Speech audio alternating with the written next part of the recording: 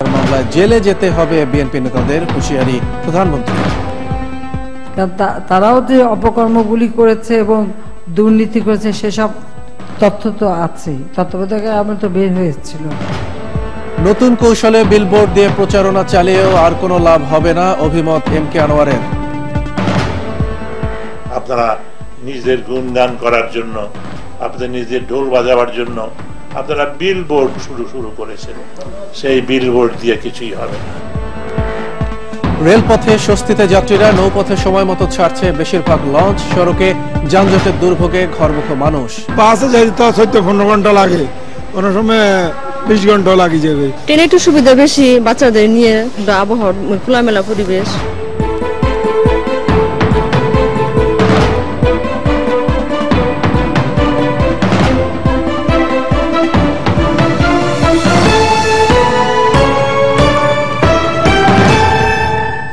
স্বাগত সংবাদ সংযোগে, সাথে আছি শেরফুদ্দিন আনাম। শুনছিলেন প্রধান শিরোনাম, এবার পুরো খবর। অপরাধে খালাস চেয়ে 90 বছরের কারাদণ্ডের বিরুদ্ধে আপিল করেছেন জামায়াত ইসলামীর সাবেক আমির গোলাম আজম। সোমবার দুপুরে গোলাম আজমের আইনজীবীরা সুপ্রিম কোর্টের সংশ্লিষ্ট শাখায় আপিলটি দায়ের করেন। রাষ্ট্রপক্ষ গোলাম আজমের সর্বোচ্চ সাজা চেয়ে আপিলের বিষয়টি বিবেচনা করছে। আরো জানাচ্ছেন মিল্টন আনোয়ার। ৭১-এ পাকিস্তানি সেনাদের বাঙালির নিধনে সহায়তাকারী শান্তি কমিটি, রাজাকার, আল বদর আল শামস বাহিনীর স্থপতি গোলাম আজমকে মানবতাবিরোধী অপরাধে ষড়যন্ত্র, উস্কানি ও সহযোগিতার অভিযোগে 90 বছরের কারাদণ্ড দেন আন্তর্জাতিক অপরাধ ট্রাইব্যুনাল। মৃত্যুদণ্ড পাওয়ার যোগ্য অপরাধে দোষী হলেও বয়স ও শারীরিক অবস্থা বিবেচনায় তাকে কারাদণ্ড দেওয়া হয়। রায় ঘোষণার 21 দিনের মাথায় এর বিরুদ্ধে আপিল করলেন গোলাম আজম। তার আইনজীবীদের দাবি, সাজা ঘোষণার পক্ষে ঘটনা ও আইনগত কোনো যুক্তি নেই। প্রফেসর গোলাম আজম রায়ের বিরুদ্ধে আমরা তার নির্দোষ চেয়ে, তার খালাস চেয়ে আমরা আপিল করেছি সুপ্রিম কোর্টের আপিল বিভাগে সংশ্লিষ্ট শাখায়। এবং এই আপিলে আমাদের প্রধান যুক্তি হচ্ছে যে যেসব কারণে তাকে সাজাগুলো দেয়া হয়েছে সেগুলোর ঘটনাগত, আইনগত কোনো যুক্তি বা ভিত্তি নেই। আমরা দৃঢ়ভাবে বিশ্বাস করি প্রফেসর গোলাম আজমের বিরুদ্ধে যে 90 বছরের সাজা দেওয়া হয়েছে তার 1 মিনিটের সাজাও টিকার কোনো সুযোগ নেই। সরকার পক্ষ এখনো গোলাম আজমের সর্বোচ্চ সাজা চেয়ে আপিল করেনি, তবে তা সরকারের সক্রিয় বিবেচনায় রয়েছে বলে জানিয়েছেন অতিরিক্ত attorney general M K Rahman. আমরা সক্রিয়ভাবে গোলাম আজমের কেসে যে রায় হয়েছে সেই সাজার বিরুদ্ধে, অপর্যাপ্ত সাজার বিরুদ্ধে আমরা আপিল করার বিষয়টি সক্রিয়ভাবে বিবেচনা করছি। এদিকে সাবেক মন্ত্রী সৈয়দ কায়সার হোসেনকে শর্ত সাপেক্ষে জামিন দিয়েছে ট্রাইব্যুনাল 2। শর্ত অনুযায়ী কায়সারের পাসপোর্ট ট্রাইব্যুনালে জমা দিতে হবে। ট্রাইব্যুনালের অনুমতি ছাড়া বাসার বাইরে যেতে পারবেন না কায়সার। কোনো রাজনৈতিক নেতা বা গণমাধ্যমের সঙ্গে কথাও বলতে পারবেন না তিনি। মিল্টন আনোয়ার, ৭১, ঢাকা। জামায়াত ইসলামী নিবন্ধন অবৈধ ঘোষণা করে হাইকোর্টের দেয়া রায়ের উপর স্থগিতাদেশ চেয়ে করা আবেদন খারিজ করেছেন চেম্বার বিচারপতি। আর হাইকোর্টের রায়ের প্রতিক্রিয়ায় ঈদের পর হরতাল ডাকায় জামায়াতের 2 নেতার বিরুদ্ধে আদালত অবমাননার রুল জারি করেছে হাইকোর্ট। মিল্টন আনোয়ারের আরেকটি রিপোর্ট। দলীয় গঠনতন্ত্রে জনগণের সার্বভৌমত্ব স্বীকার না করা, সাম্প্রদায়িকতা, নারী নেতৃত্বে অনীহা সহ 4টি কারণে বৃহস্পতিবার রাজনৈতিক দল হিসেবে জামায়াত ইসলামের নিবন্ধন বাতিল করে হাইকোর্টের বিশেষ বেঞ্চ। ওই দিনই রায়ের বিরুদ্ধে চেম্বার বিচারপতির কাছে স্থগিতাদেশ চেয়ে আবেদন করেন জামায়াতের আইনজীবীরা। সোমবার আবেদন খারিজ করে দেন চেম্বার বিচারপতি এইচ.এম. শামসুদ্দিন চৌধুরী।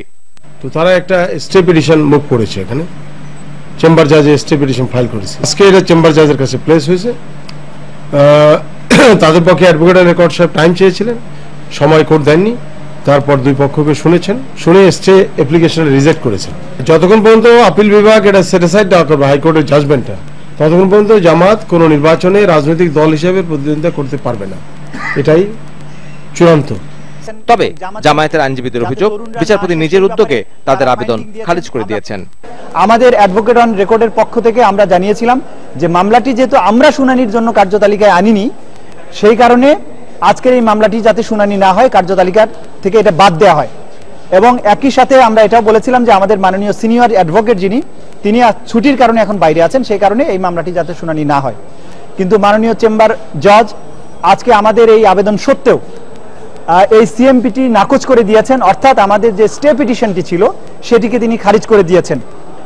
এটাই হচ্ছে আজকের বিষয়। তবে আমাদের বক্তব্য হচ্ছে যে এই সিএমপিটি আমরা এই কোর্টে আনিনি, আমরা নিজেরা মেনশন করিনি। এটা কিভাবে এসেছে সেটা জানি না। আমি পরবর্তীতে শুনেছি যে মাননীয় চেম্বার বিচারক নিজে এটি আদালতের কার্যতালিকাভুক্ত করেছেন। এদিকে নিবন্ধন বাতিল করে হাইকোর্টের রায়ের প্রতিক্রিয়ায় ঈদের পর হরতাল ডাকায় জামায়াতের 2 নেতার বিরুদ্ধে আদালত অবমাননার রুল জারি করেছেন বিচারপতি এম ইনায়েতুর রহিমের নেতৃত্বাধীন high court bench. Milton Anwar, 71, Dhaka. প্রধানমন্ত্রী শেখ হাসিনা বলেছেন, বিএনপি যদি ক্ষমতায় আসে তবে নতুন ভবন খুলে দুর্নীতি করবে, আর তত্ত্বাবধায়ক সরকার ক্ষমতায় এলে দুর্নীতি ও টাকা পাচারের মামলায় বিএনপি নেতাদের জেলে যেতে হবে। গণভবনে স্বেচ্ছাসেবক লীগের কর্মীদের তিনি এসব কথা বলেন। ওহিদুল ইসলামের প্রতিবেদন। প্রতিষ্ঠাবার্ষিকী উপলক্ষে গণভবনে প্রধানমন্ত্রী শেখ হাসিনার সাথে দেখা করতে আসেন স্বেচ্ছাসেবক লীগের নেতাকর্মীরা। তাদের উদ্দেশ্যে শেখ হাসিনা বলেন, বিএনপি জামায়াত ও হেফাজত ধর্মকে ব্যবহার করে আওয়ামী লীগের বিরুদ্ধে মিথ্যাচার করছে। এসব মিথ্যাচারের বিরুদ্ধে ঈদের ছুটিতে এলাকায় গিয়ে সোচ্চার হতে দলীয় নেতাকর্মীদের প্রতি আহ্বান জানান শেখ হাসিনা। কোরআন শরীফ পড়াবে, মসজিদে আগুন দেবে, আবার মসজিদে দাঁড়ায় যারা এই ধরনের কথা বলবে তারা কি মুসলমান? তারা কি ইসলাম ধর্মে বিশ্বাস করে? না এই ধর্ম ব্যবহার করে তারা শুধু রাজনৈতিক ফায়দা লুটতে চায়? সরকারের উন্নয়নের কথা মানুষকে জানানোর আহ্বান জানিয়ে প্রধানমন্ত্রী বলেন, দুর্নীতি হয়নি বলেই ঢাকা শহরে 2টি ফ্লাইওভার চালু হয়েছে ও বিদ্যুৎ উৎপাদন দ্বিগুণ হয়েছে। জরুরি ক্ষমতা আসলে সব বন্ধ করবে, কমিউনিটি হেলথ কেয়ার সেন্টার বন্ধ করে দেবে, উপবৃত্তি বন্ধ করে দেবে, বিনা পয়সায় মাধ্যমিক পর্যন্ত বই দিচ্ছে তা বন্ধ করে দেবে। শেখ হাসিনা অভিযোগ করেন, দুর্নীতি ও টাকা পাচারে ব্যস্ত ছিল বলেই বিএনপি দেশে কোনো উন্নয়ন করতে পারেনি। আশঙ্কা প্রকাশ করেন, আগামীতে ক্ষমতা এলে বিএনপি নতুন ভবন খুলে দুর্নীতি করবে।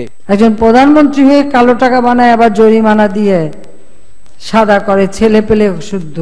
এরা ক্ষমতায় যদি আসে তাহলে এই দেশে তো মাটিও রাখবে না, সবই চিবায় খেয়ে ফেলবে।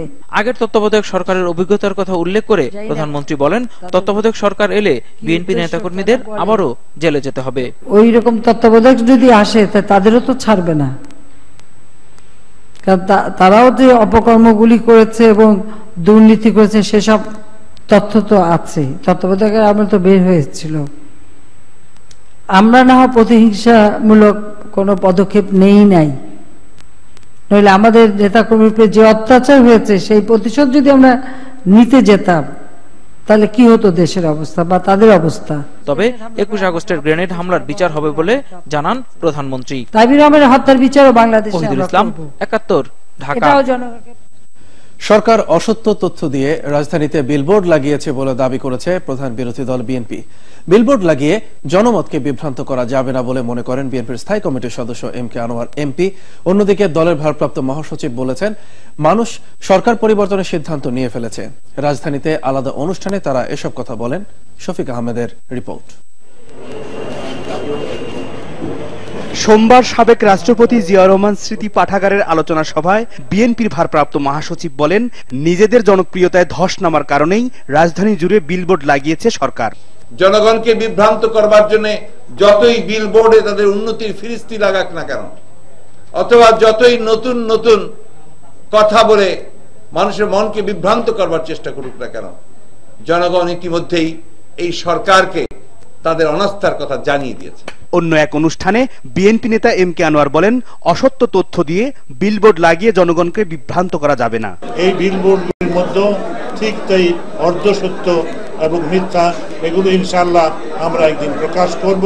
সমস্তগুলো মিথ্যাচার যখন মানুষ বিশ্বাস করে নাই, আজকে আবার সেই কথাগুলি তারা এই বিলবোর্ড করেছে। এই বিলবোর্ডের মাধ্যমে এই বিলবোর্ড দিয়ে জনগণকে প্রতারিত করতে পারবেন না। আরেক অনুষ্ঠানে বিএনপি নেতা ব্যারিস্টার রফিকুল ইসলাম মিয়া জানান, ঈদের পর নির্দলীয় সরকারের অধীনে নির্বাচনের দাবিতে কঠোর আন্দোলন শুরু হবে। আমরা জনগণকে সাক্ষ্য নিয়ে আন্দোলনের মাধ্যমে সকলের মতামতের ভিত্তিতে এমন একটা অবস্থা সৃষ্টি করা হবে যে অবস্থায় অন্তত পক্ষে আগামী নির্বাচন তত্ত্বাবধায়ক সরকার না হতে পারে, সেই দিকে আমরা চলে যাব। এদিকে সন্ধ্যায় বিএনপির কেন্দ্রীয় কার্যালয়ের কর্মকর্তা কর্মচারীদের সাথে ইফতার করেছেন বিএনপির ভারপ্রাপ্ত মহাসচিব মির্জা ফখরুল ইসলাম আলমগীর এবং যুগ্ম মহাসচিব রুহুল কবির রিজভী আহমেদ। শফিক আহমেদ, 71, ঢাকা। দেশবাসীর সামনে সরকারের উন্নয়ন কাজ তুলে ধরার জন্য বিলবোর্ডে প্রচার চালানো হয়েছে বলে জানিয়েছেন আওয়ামী লীগের যুগ্ম সাধারণ সম্পাদক মাহবুবুল আলম হানিফ। জাতীয় শোক দিবস উপলক্ষে সোমবার বঙ্গবন্ধু সাংস্কৃতিক জোটের আলোচনা সভায় তিনি এই কথা বলেন। হানিফ আরো বলেন, সিটি কর্পোরেশনগুলো নির্বাচনের আগে বিরোধী দল সরকারের কিছু ভুল ত্রুটি নিয়ে বিভিন্ন অপপ্রচার চালিয়ে জনগণকে বিভ্রান্ত করেছে। বিলবোর্ড প্রচারে সরকারের উন্নয়ন কাজগুলোর বিষয়ে দেশবাসী সচেতন হবে বলেও আশা প্রকাশ করেন তিনি। আপনারা মনে করছেন যে আপনারা রাষ্ট্রীয় ক্ষমতায় জয়লাভ করে আপনারা আসবেন, এটা ভাববার কোনো কারণ নেই। আমরা আমাদের এই 4.5 বছরের যে অর্জন, এই অর্জনগুলা আমরা সঠিকভাবে তুলে ধরেই আমরা আবারও জনগণের ম্যান্ডেট নিয়ে রাষ্ট্রীয় ক্ষমতায় আসবো। ইনশাল্লাহ আপনারা সেটা অপেক্ষা করুন এবং দেখুন আপনারা কিভাবে আমরা ক্ষমতায় আসি। প্রধানমন্ত্রী শেখ হাসিনা ও বিরোধী দলীয় নেতা খালেদা জিয়া আজ সোমবার ঈদ কার্ড দিয়ে পরস্পর শুভেচ্ছা বিনিময় করেছেন। সোমবার দুপুর 12টায় প্রধানমন্ত্রীর প্রোটোকল অফিসার শেখ আক্তার হোসেন শেখ হাসিনা শুভেচ্ছা কার্ড সংসদ ভবনে বিরোধী দলীয় নেতার কার্যালয়ে তার সহকারী একান্ত সচিব সুরতুজ্জামানের কাছে পৌঁছে দেন। এরপর দুপুর 1:30টায় বিরোধী দলীয় নেতার ঈদ কার্ড প্রধানমন্ত্রীর কার্যালয়ে তার প্রোটোকল অফিসারের কাছে পৌঁছে দেন খালেদা জিয়ার সহকারী একান্ত সচিব।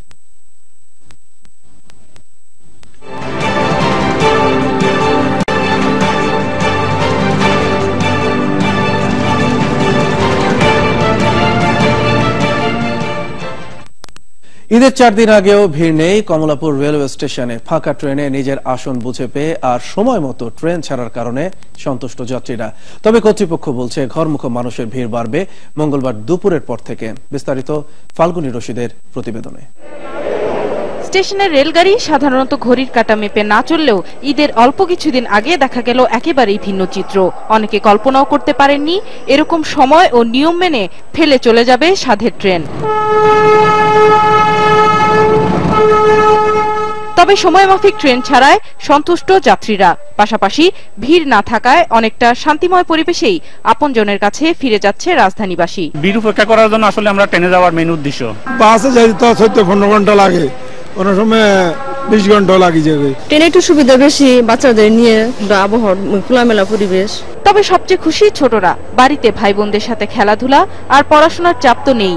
অনেকের আবার প্রথম ঈদ পরিবারের সাথে। বাচ্চাকে নিয়ে সবাইকে নিয়ে একসাথে অনেক আনন্দ করবো, এই জন্য কষ্ট হলে যাচ্ছি। আমার নানার বাড়িতে যাচ্ছে, আমার মামা আছে, আমার নানু আছে। বাড়িতে চাচাদের সাথে ঈদ করব। আমি অনেক খেলতে পারি, আমার ছোট আপু আছে।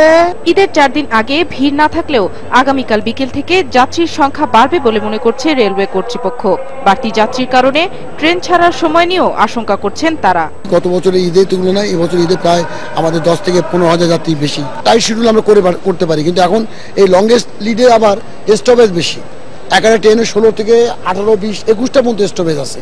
একটা স্টেশনে যদি 2 মিনিট করে বেশি হয় তাহলে এক যাত্রাপথেই তো আপনার হচ্ছে 40 থেকে 45 মিনিট বেশি সময় লাগবে। আগামী 6 তারিখে শুরু হবে ঈদের বিশেষ ট্রেন চলাচল। ঢাকা পার্বতীপুর, ঢাকা দেওয়ানগঞ্জ, ঢাকা খুলনা ছাড়াও ঢাকার বাইরে থেকে ছাড়বে আরো 4টি বিশেষ ট্রেন। ফাল্গুনী রশিদ, 71, ঢাকা। এদিকে ঢাকা চট্টগ্রাম মহাসড়কের কুমিল্লা অংশে প্রচন্ড যানজটের সৃষ্টি হয়েছে। এতে পথের দুর্ভোগে পড়ে ঈদের ঘরমুখো মানুষ, হাজার হাজার মানুষ। মহাসড়কের চান্দিনা থেকে এলিয়টগঞ্জ পর্যন্ত 7 কিলোমিটার এলাকায় খুব ধীরে ধীরে যানবাহন এগোচ্ছে। কিছুক্ষণ পর পরে গাড়ির চাপে থামতে বাধ্য হচ্ছেন চালকরা। দুপুর থেকে এই রুটে 20 কিলোমিটার রাস্তা জুড়ে যানজট তৈরি হয়। সন্ধ্যার পর ধীরে ধীরে যানজট কমতে শুরু করে। ঈদে ঘরে ফেরা মানুষের চাপ সামলাতে হিমশিম খাচ্ছেন ট্রাফিক পুলিশ ও কর্মকর্তারা। ঢাকা চট্টগ্রাম মহাসড়ক ধরে কুমিল্লা, চট্টগ্রাম ও বৃহত্তর নোয়াখালী প্রায় 10 জেলার মানুষ চলাচল করে।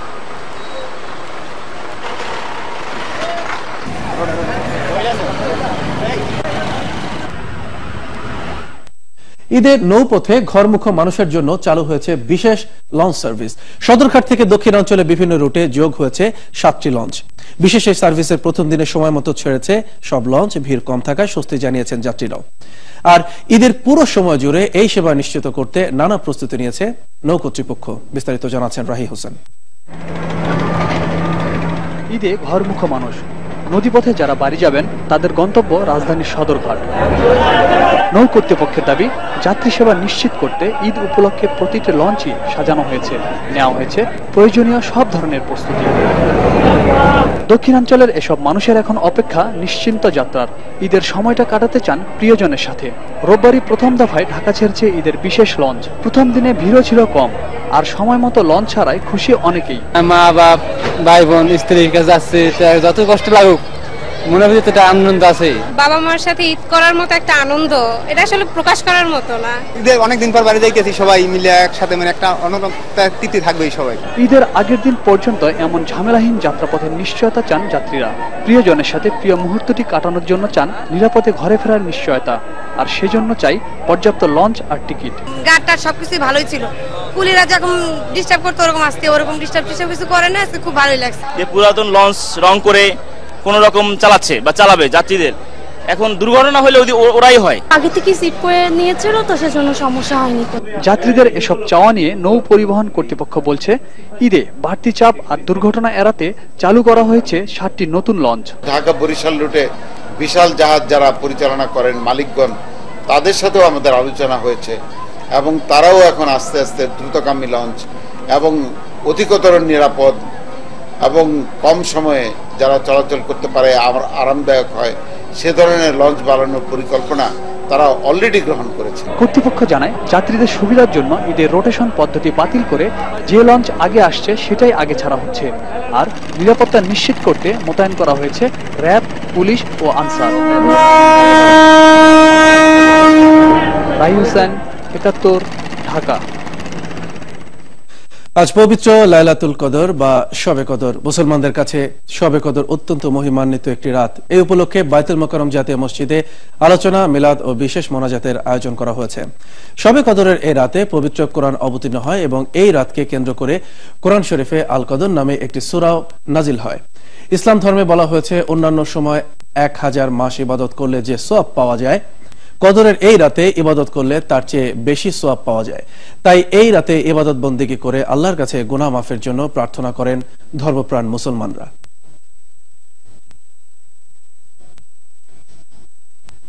চলছে সংবাদ সংযোগ, ফিরছি একটা বিরতির পর।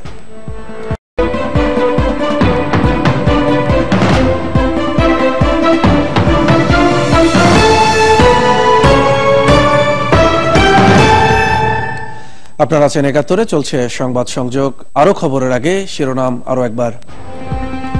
যুদ্ধাপরাধের রায়ের বিরুদ্ধে গোলাম আজমের আপিল, স্থগিতাদেশ চেয়ে করা জামায়াতের আবেদন খারিজ।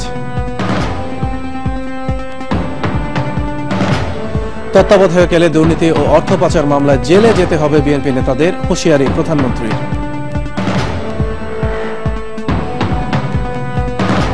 নতুন কৌশলে বিলবোর্ড দিয়ে প্রচারণা চালিয়েও আর কোনো লাভ হবে না, অভিমত এম কে আনোয়ারের।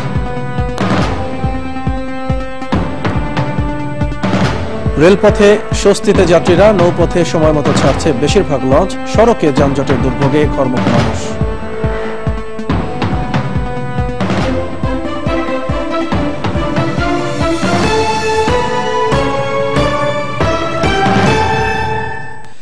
রাজধানীর ফুলবাড়িয়া বাস টার্মিনালের সামনে সড়কের বেহাল দশায় চরম ভোগান্তির শিকার হচ্ছেন যাত্রী আর পরিবহন শ্রমিকরা।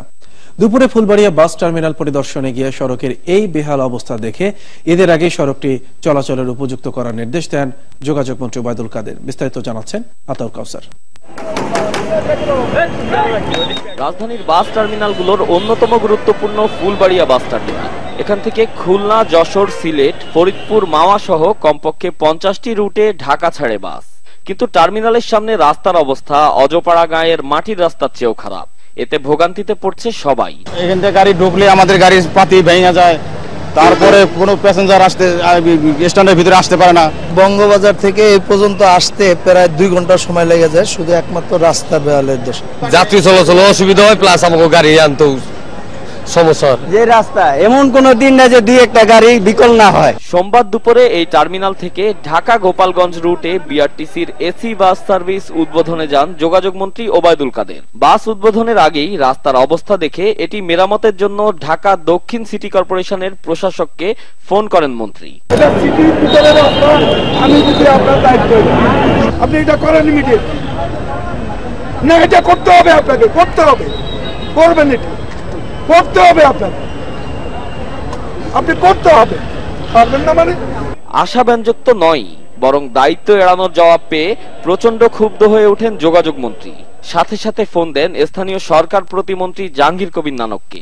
তোমার প্রশাসনকে বললাম এখানে সমুদ্র হয়ে গেছে ফুলবাড়িয়া, নানক তুমি এখানে আসলে তুমি অবাক হয়ে যাবে, তুমি কি অবস্থা, অবর্ণনীয় কষ্ট।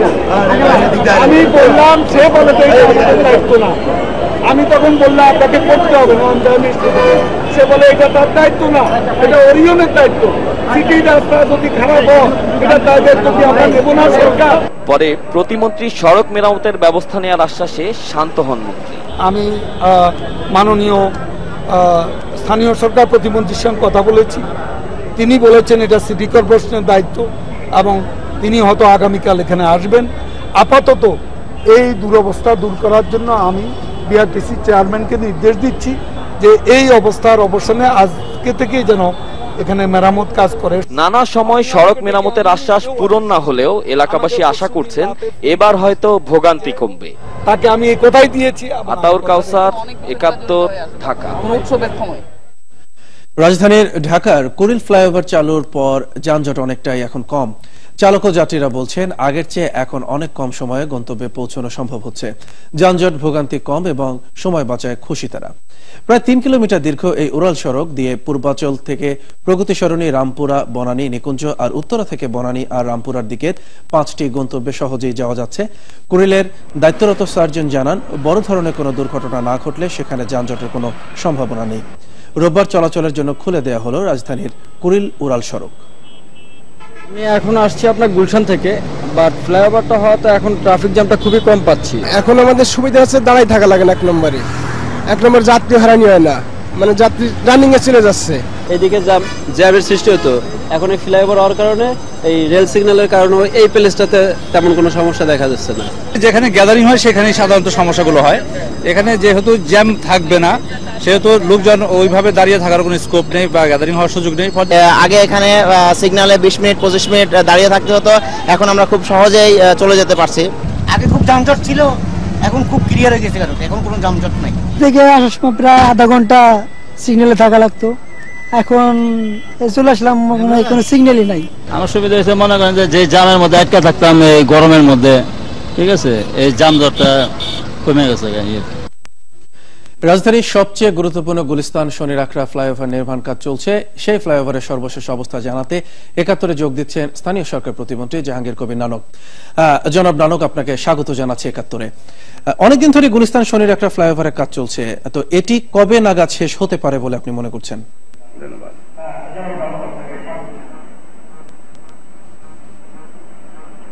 ধন্যবাদ। আজকে লাইলাতুল কদর, সবাইকে শুভেচ্ছা আপনাদের মাধ্যমে, চ্যানেল ৭১-এর মাধ্যমে। আসলে যাত্রাবাড়ি গুলিস্তান পলাশী ফ্লাইওভার, যেটি মেয়র মোহাম্মদ হানিফ ফ্লাইওভার হিসেবে পরিচিত, এই ফ্লাইওভারটির কাজ শুরু হয়েছে। এই ফ্লাইওভারটির কাজ বিভিন্ন বাধা বিপত্তি প্রতিকূলতার মধ্য দিয়ে এবং অত্যন্ত সতর্কতার সাথে আমাদেরকে এই কাজটি করতে হচ্ছে। এই কাজটি করতে আমরা বিভিন্ন সময় বিভিন্ন তারিখ আমরা দিয়েছি, সময় আমরা বেঁধে দিয়েছি। আসলে সে সময়টি অতিবাহিত হয়ে গিয়েছে। আমরা বলেছিলাম যে ঈদের পূর্বেই মেয়র মোহাম্মদ হানিফ ফ্লাইওভারটি আমরা সকলের জন্য আমরা খুলে দিতে পারবো, কিন্তু দুঃখজনক হলেও এটি সত্য যে বিরোধী দলের অপরাজনীতির কারণে আমাদের হরতালের জন্য ৬১ দিন নষ্ট হয়েছে। এবং আমি আপনাদেরকে বলতে পারি, শ্রোতা সাধারণের জন্য, যে আমাদের ভুল বোঝার কোনো কারণ নাই। তারপরে আমাদের ২৭টি দিন নষ্ট হয়েছে। আপনারা জানেন যে সাভারের রানা প্লাজা ধসে আমাদেরকে সমস্ত ভারী ইকুইপমেন্টসগুলো, এই সিমপ্লেক্স, ওরিয়ন, সমস্ত ভারী ইকুইপমেন্টস গুলো আমাদেরকে নিয়ে যেতে হয়েছিল। কিন্তু মাননীয় মন্ত্রী, এই ফ্লাইওভারের নিচের রাস্তার অবস্থা তো অনেকদিন ধরেই খুবই খারাপ। এই রাস্তা সংস্কারে সিটি কর্পোরেশন কি করছে?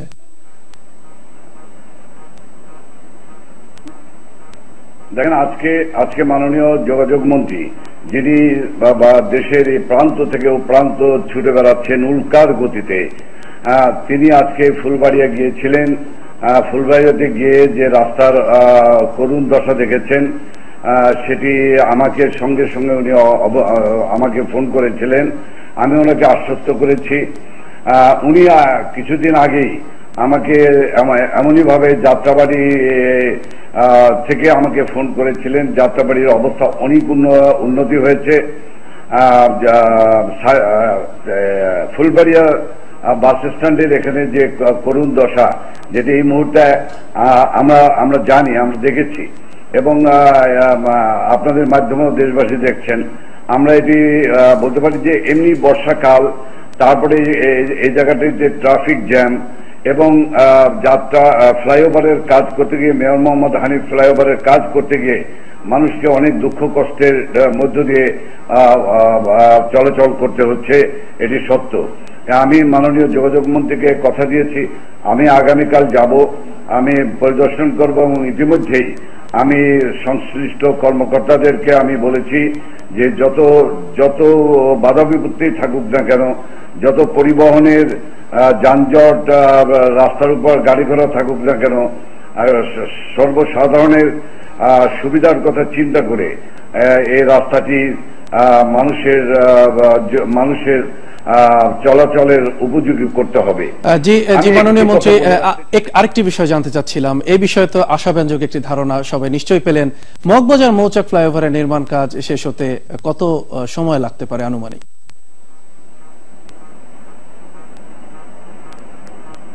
দেখুন, মগবাজার মৌচাক ফ্লাইওভার, এই ফ্লাইওভারটি একটি দীর্ঘ ফ্লাইওভার। এটির কাজও আমরা শুরু করেছি দ্রুত গতিতে।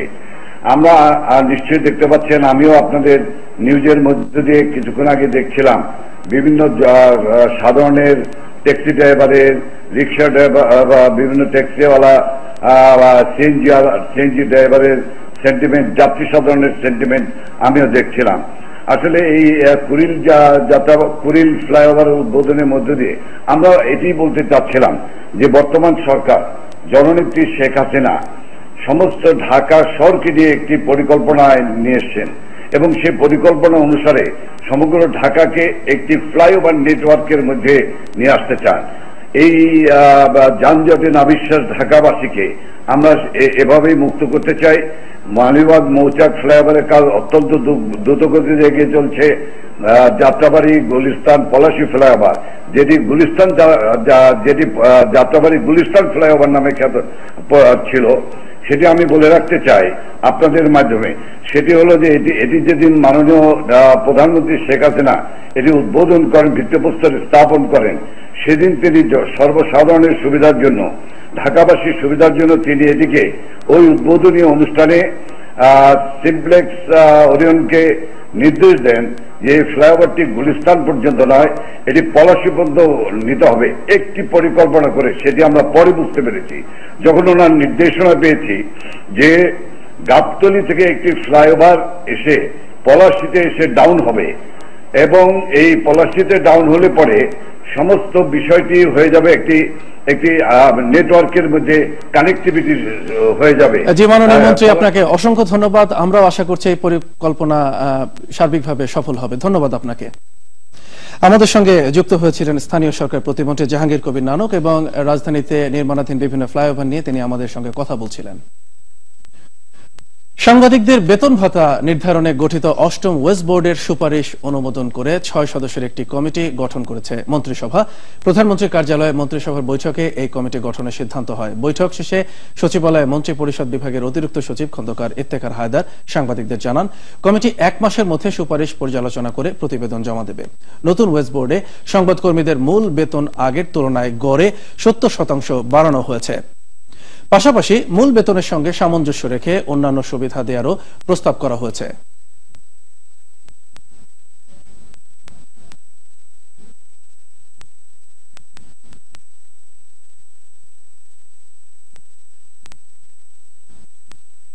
ইউরোপীয় ইউনিয়নের দেয়া শর্ত অনুযায়ী আগামী 2 মাসের মধ্যে 200 জন কারখানা পরিদর্শক নিয়োগ দেওয়া হবে বলে জানিয়েছেন বাণিজ্য মন্ত্রী জিএম কাদের। সোমবার বাণিজ্য মন্ত্রণালয়ে আয়োজিত আন্তঃ মন্ত্রণালয় বৈঠক শেষে সাংবাদিকদের কথা জানান তিনি। জিএম কাদের বলেন, আন্তর্জাতিক শ্রম সংস্থার শর্ত অনুযায়ী শ্রম আইন সংশোধন করা হয়েছে। এছাড়া শ্রমিকের অধিকার সুরক্ষার বিষয়টিও আগামীতে গুরুত্ব পাবে বলে জানান তিনি। গত 27 জুন যুক্তরাষ্ট্রের বাজারে জিএসপি স্থগিত হয়।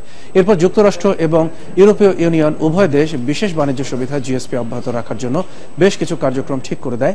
সেই সব কাজের অগ্রগতি পর্যালোচনার জন্য এখন প্রতি মাসে বাণিজ্য, শ্রম আর পররাষ্ট্র মন্ত্রণালয় বৈঠক করবে বলে জানান বাণিজ্যমন্ত্রী।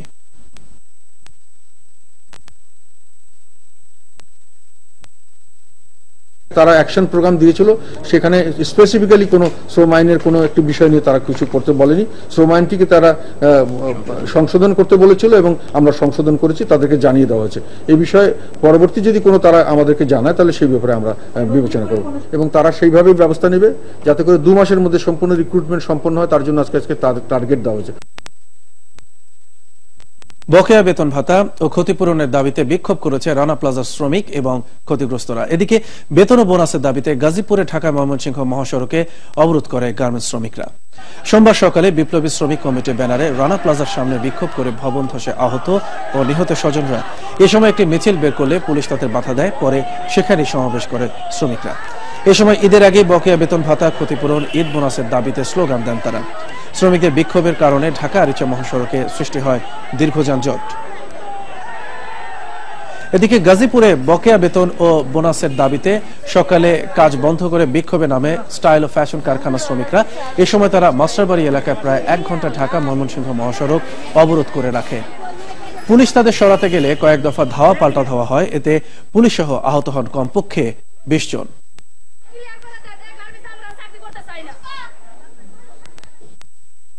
চলছে সংবাদ সংযোগ, ফিরছি আরো একটা বিরতির পর। নিরাপত্তা উদ্বেগ কাটেনি যুক্তরাষ্ট্রের। বাংলাদেশ ছাড়া 19টি দেশে মার্কিন দূতাবাস আরো 1 সপ্তাহ বন্ধ। অবশেষে বিশ্বকাপ দাবায় যাচ্ছেন গ্র্যান্ড মাস্টার জিয়া। সব খরচের দায়িত্ব নিল বাংলাদেশ ক্রিকেট বোর্ড।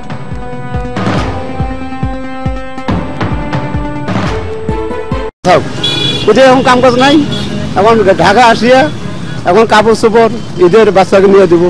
আবু বকরের সাথে মিলে যায় কুষ্টিয়ার জাহাঙ্গীরের গল্প। তেমনি এলিফ্যান্ট রোডের ফুটপাতের কাপড় বিক্রেতা সাজিদ এসেছেন কুমিল্লা থেকে। পড়াশোনা 1 মাস কাজ করলে তো নিজের উপার্জনটা হয়ে যায়, এই জন্য ফ্যামিলি কষ্ট না করার জন্য নিজের উপার্জনটা নিজেই করে নেই, এই জন্য ব্যবসা করা। কাপড় চোপড় কিনার নাকি যাই ঢাকাতে আসছে, বুঝছেন, টাকা পয়সা হলে চলে যাবো। এই 3 জনের মতো রাজধানীর গাউসিয়া, নিউ মার্কেট ও গুলিস্তানের বিভিন্ন বিপণী কেন্দ্রের সামনে দেখা গেছে এমন অনেক অভাবী মানুষের খোঁজ। বাড়তি কিছু আয় আর প্রিয়জনের জন্য পোশাক আর ঈদের সেমাই কিনে তারা ফিরে যাবেন আপন ঠিকানায়। শারমিন নীরা, 71, ঢাকা। উত্তর আফ্রিকা ও মধ্যপ্রাচ্যের 19টি মুসলিম দেশে যুক্তরাষ্ট্রের দূতাবাস আগামী শনিবার পর্যন্ত বন্ধ রাখার সিদ্ধান্ত মার্কিন পররাষ্ট্র দপ্তরের। বড় ধরনের জঙ্গি হামলার আশঙ্কায় মার্কিন প্রশাসন রোববার এই সিদ্ধান্তের কথা জানিয়েছে। নাগরিকদের ভ্রমণের উপর জারি করে সতর্কতা এ মাসের শেষ পর্যন্ত বহাল থাকবে। অবশ্য সোমবার আলজেরিয়া, আফগানিস্তান, ইরাকে বাংলাদেশে মার্কিন দূতাবাস খুলেছে। তবে মাদাগাস্কার, বুরুন্ডি, রুয়ান্ডা ও মরিশাস দূতাবাস নতুন করে বন্ধ করা হয়েছে।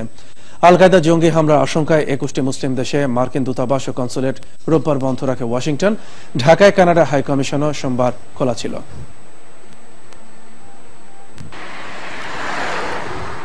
খেলার খবর। কেটে গেছে সব অনিশ্চয়তা। দাবার বিশ্বকাপে বাংলাদেশের পতাকা ওড়াবেন গ্র্যান্ড মাস্টার জিয়াউর রহমান। দেশের অন্যতম সেরা এই দাবারের বিশ্বকাপে খেলার আর্থিক সব দায় দায়িত্ব নিয়ে নিয়েছে বাংলাদেশ ক্রিকেট বোর্ড। এখন অনেকটাই নির্ভর জিয়া। আরো জানাচ্ছেন অলোক কুমার। খুব একটা ভালো কন্ডিশন পাচ্ছি না টুর্নামেন্টে, তারপরেও আমি খেলতে যাচ্ছি, নিজের খরচাতেই অনেকটা খেলতে যাচ্ছি। এনএসসিতে বলছিলাম, তো এনএসসি থেকে আমাকে জানানো হয়েছে যে এই বিষয়ে তাদের কোনো ফান্ড নেই। দাবার বিশ্বকাপে খেলবেন জিয়া। নরওয়েতে যাওয়ার প্লেন ভাড়া ফেডারেশন জোগাড় করতে পারলেও ওখানে গিয়ে ভালোমতো থাকা খাওয়ার অর্থকড়ি আর ভালোমতো জোগাড় করতে পারেনি ফেডারেশন। এমন অবস্থায় মানসিক চাপে পড়ে যান দেশের এই গ্র্যান্ড মাস্টার। মন লাগাতে পারছিলেন না অনুশীলনেও। ফেডারেশন তাদের নিজস্ব উদ্যোগেই আমার যাতায়াতের টিকিটটা কেটে দিয়েছে। ছোটখাটো খরচা আছে, সেগুলো আমি নিজেই করে নেব। বিশ্বকাপ বলে কথা, অথচ টাকার অভাব। শেষমেশ জিয়াকে সহায়তার হাত বাড়িয়ে দিল বাংলাদেশ ক্রিকেট বোর্ড। ৭১-এ প্রচারিত প্রতিবেদন দেখে বিসিবির সভাপতি উদ্যোগ নেন তাকে সাহায্য করার। জিয়ার ডাক পড়ে বিসিবিতে। ক্রিকেট বোর্ডের পক্ষ থেকে জিয়ার হাতে চেক তুলে দেন বিসিবির ভারপ্রাপ্ত প্রধান নির্বাহী নিজামুদ্দিন চৌধুরী। আমাদের যে গ্র্যান্ডমাস্টার জিয়াউর রহমান, উনি বিশ্বকাপ দাবার যে বিশ্ব দাবা অংশগ্রহণ করতে যাচ্ছেন, বাট কিছু ফিনান্সিয়াল কনস্ট্রেইনের কারণে ওনার যাওয়াটায় কিছু প্রতিবন্ধকতা দেখা দিয়েছে। বিষয়টা যখন বোর্ডের নজরে আসে, আমরা এই বিষয়ে পদক্ষেপ গ্রহণ করি। আমরা চেষ্টা করি যাতে উনি এই টুর্নামেন্টে অংশগ্রহণ করে অতীতের ন্যায় দেশের জন্য সুনাম বয়ে নিয়ে আসতে পারেন। বিসিবির এমন উদ্যোগে প্রশংসা ঝরেছে জিয়ার কণ্ঠে। বেড়ে গেছে দাবার বিশ্বকাপে ভালো করার প্রত্যয়।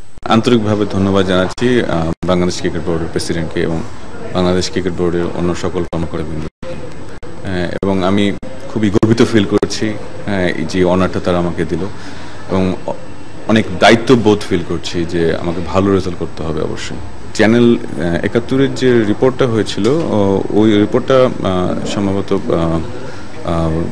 ক্রিকেট বোর্ডের যে প্রেসিডেন্ট উনি দেখেছিলেন, তো এরপরে উনি আগ্রহ প্রকাশ করেছেন আমাকে স্পন্সর করার জন্য। এক খেলাকে এগিয়ে নিতে এসেছে অন্য খেলার কর্তারা। এভাবেই এগিয়ে যাক দেশের ক্রীড়াঙ্গন। অলোক কুমার, ৭১। এই ছিল সংবাদ সংযোগে। আমরা জানতে চাই আপনার কথাও। যোগ দিন ফেসবুক, টুইটার এবং স্কাইপে। আপনার মতামত জানাতে এসএস লিখে SMS করতে পারেন 7171 নম্বরে।